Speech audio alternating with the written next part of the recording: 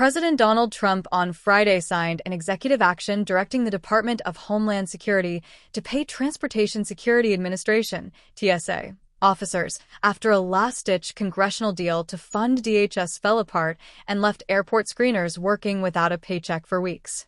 America's air travel system has reached its breaking point, Trump wrote in the memo authorizing the payments.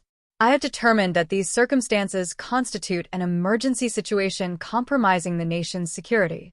The order instructs DHS Secretary Markwayne Mullin to use funds that have a reasonable and logical nexus to TSA operations to cover the missed wages. Mullin said in a statement that TSA workers should begin seeing paychecks as early as Monday. The move follows a 42-day funding impasse that has shuttered most of DHS since mid-February. While about 64,000 TSA officers are deemed essential and have been required to keep screening passengers, they've gone without full pay, many relying on food banks, selling plasma, or sleeping in cars between shifts, according to testimony from acting TSA Administrator Nguyen McNeill. Travel industry groups warned of chaos at the airports ahead of the spring break rush, citing 4-hour waits at major hubs and a growing wave of sick-outs.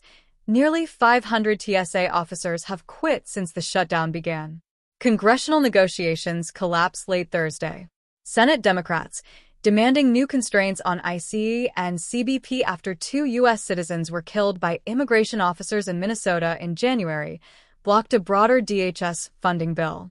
The Senate passed a compromise that would have funded most of DHS except ICE, CBP, and the Secretary's office, but House Republicans rejected it.